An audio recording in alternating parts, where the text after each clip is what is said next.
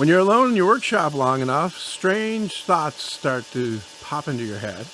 And this is an example of one that I had, and that is possibly, I could use the spinning table saw blade to run another machine.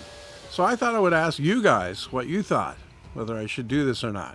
One idea was to make an edge sander, and it would be driven from the blade, and on the other side of the blade there'd be an idler wheel so that it wouldn't be pushing the blade to one side. So let me know what you think in the comments. Am I crazy, or is this actually an idea worth trying out?